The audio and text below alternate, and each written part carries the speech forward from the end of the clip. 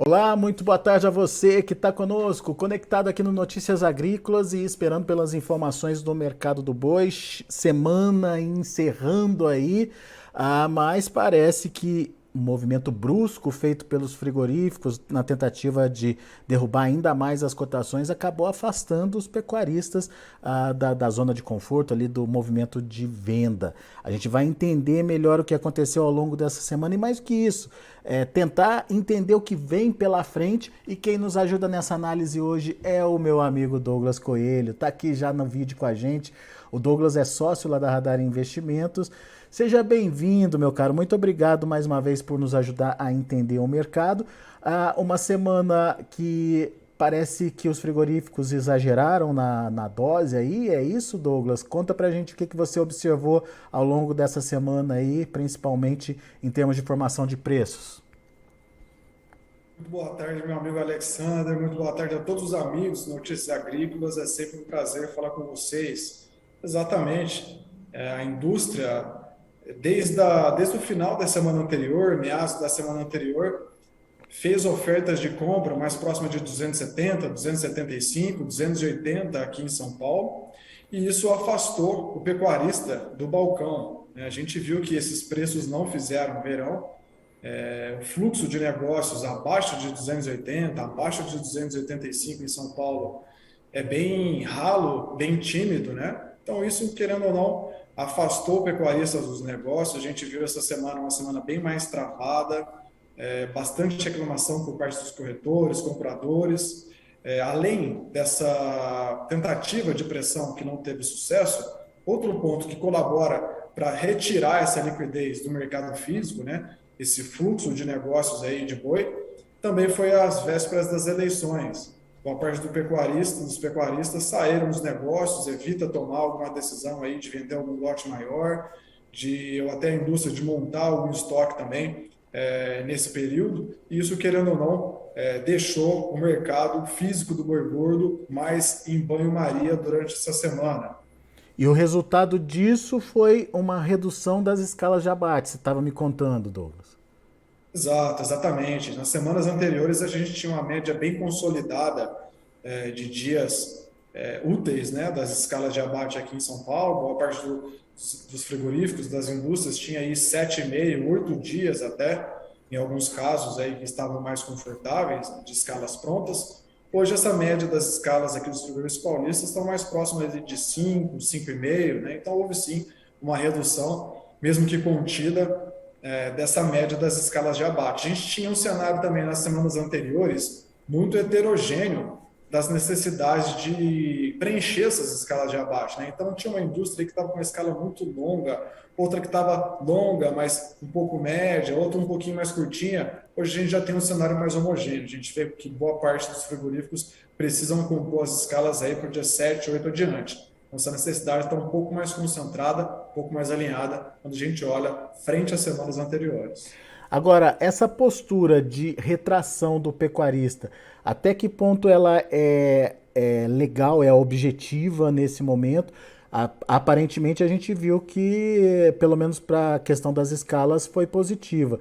Mas isso só não adia a venda aí desses animais para um período mais à frente, Douglas?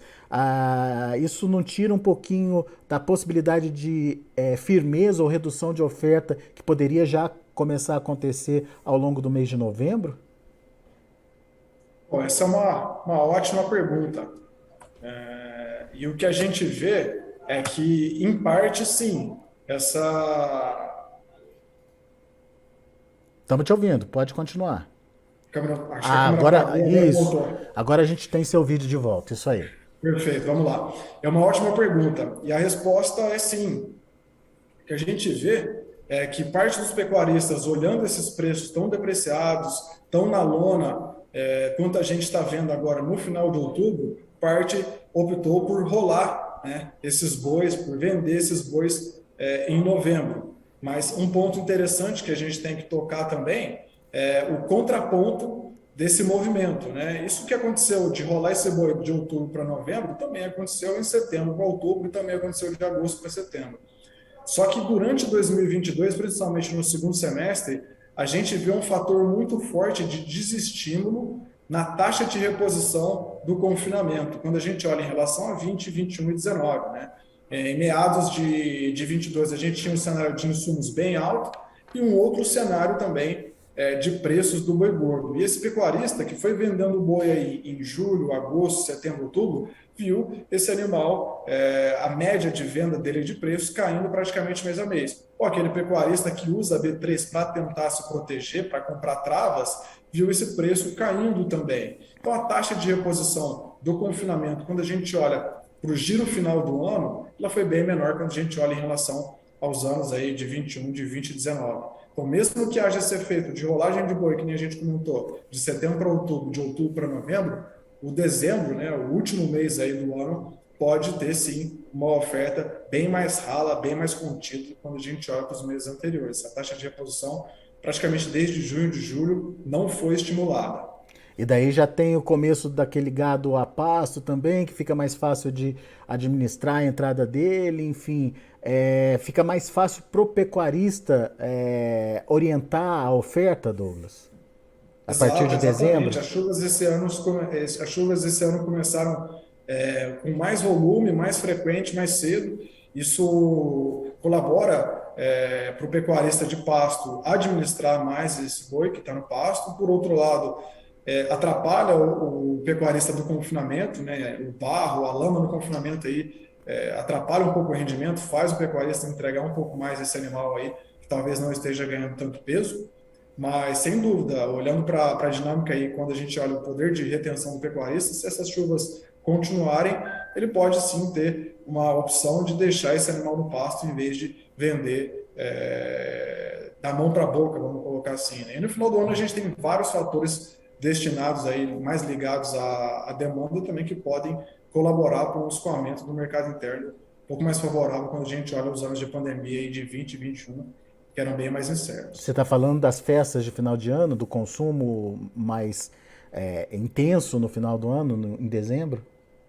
Sem dúvida, sem dúvida. Quando a gente olha para esse período, é o período que tem mais consumo, né? A população hoje está circulando muito mais do que circulava em 20, 21, então as festividades vão ser mais comuns. A gente também olha para os dados da PNAD, para os dados do CAGED, o desemprego foi praticamente decrescente, né? Quando a gente olha de janeiro até outubro, né? Mês a mês o desemprego foi caindo, caindo, caindo. Isso gera mais renda disponível, gera mais poder de compra, né? Isso está totalmente ligado também com o lazer. E a gente tem no dia 24 de novembro a estreia do Brasil na Copa, né? Sem dúvida é mais um motivo para o brasileiro festar e fazer um churrasco, reunir a família. Isso sem dúvida estimula o consumo. Não só as festividades, mas a Copa do Mundo e uma renda disponível maior quando a gente olha com os anos anteriores, com a população circulando mais também. E quanto mais o Brasil for passando as fases, mais churrasco pode ter, né? Exatamente, exatamente. Então fica a torcida dupla aqui para seleção e para o churrasquinho. Sem dúvida. A atenção é fundamental, tanto um quanto o outro, tanto na festividade quanto no mercado também. Os dois podem mudar muito rápido. Boa, Douglas. E por falar em mercado, como é que está o consumo, hein, Douglas? Vamos começar com o consumo interno. Sim. Consumo interno a gente vê que está praticamente estabilizado, mas ele não tem aceitado altas de preço no atacado, pelo contrário, que a gente viu nas últimas semanas, né? Foram quedas bem contidas, nada brusco, uma queda de 10 centavos aí por semana, ou de 5 centavos por semana. Hoje essa referência aqui do atacado em São Paulo está em R$ 18,35, R$ 18,36 por quilo, né? A gente tem visto sim que tem acontecido mais promoções, tanto no atacado quanto no varejo, para escoar um pouco desse estoque que está contido. E isso, de alguma forma, ajuda a ir enxugando esse estoque também, à medida que o consumo vai acontecendo paulatinamente e não tem uma reposição tão rápida das escalas de abate, esse estoque vai se enxugando. Sem dúvida, sem dúvida. O estoque vai ficando até um pouco mais contido. A gente tem uma exportação que até nas nossas conversas, eu lembro que a gente já havia comentado que a gente esperava até que a China fosse sair de uma maneira mais brusca das importações, né? Até o momento, é claro que a gente tem novembro e dezembro para ver ainda, mas até o momento isso não aconteceu, né? O mercado interno continua contido, com poucas oscilações de preço, uma queda contida semana a semana, mas porque a população também não está aceitando aumento de preço, mas uma exportação que veio muito forte em agosto, foi um recorde de 203 mil toneladas, manteve o recorde aí de 203 mil toneladas também em setembro, e até os últimos dados que a gente tinha do Ministério, né, até a última segunda, a gente tem uma exportação aí na casa de 192, 195 mil toneladas para outubro, que é um recuo pequeno frente ao recorde, mas ainda é um patamar bem forte, bem elevado. É. Agora, a preocupação é se essas vendas vão continuar, né? Me parece que tem uma pressão acontecendo nesse momento com os negócios daqui para frente, né, Douglas? Pressão chinesa, que eu digo. Sim, sim. Eu acredito que pode haver alguma pressão em relação a preço, negociação, né? Mesmo porque a moeda chinesa perdeu um pouco de força em relação ao dólar, então eles perderam um pouco de poder de compra, mas o volume, pelo que a gente tem visto até agora, tem se mantido, né? Então é natural até ver também um pouquinho de volume menor em novembro e dezembro, que é a época que eles também tiram o pé dessa importação, justamente em função do feriado e a formação de estoques por lá. Muito bem, então vamos lá, vamos recapitular. Então a gente tem agora ainda uma mudança na postura por parte do pecuarista, mas ainda não dá para afirmar que é uma mudança no patamar de preço da arroba. Talvez isso fique mais para dezembro, então, certo, Douglas? Certo, a gente está confiante que os fatores de oferta e demanda para dezembro podem ser mais nítidos, né? Uma oferta mais contida com essa falta de estímulo do confinamento, e uma demanda bem mais forte, com a população circulando, estímulos ao consumo, festividades e renda disponível. Mas, por enquanto, o pecuarista, até por um fator também eleição, né, um fator de incerteza, tirou um pouco o pé dessas vendas. Vamos dar uma olhada se essa escala vai continuar concentrada e homogênea para os dias 7, 8, 10 aí de novembro. Depois da eleição, daí a gente vai entender esse movimento, como vai ficar aí. Muito boa análise, Douglas Coelho. Meu amigo, obrigado mais uma vez pela sua participação conosco aqui no Notícias Agrícolas. Volte sempre, Douglas.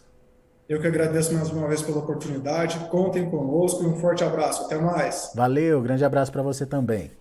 Tá aí Douglas Coelho, Radar Investimentos aqui com a gente. Vamos ver os números do mercado do boi, mercado futuro lá em São Paulo. Vamos ver como é que ele está trabalhando nesse momento. De olho na tela, você acompanha comigo.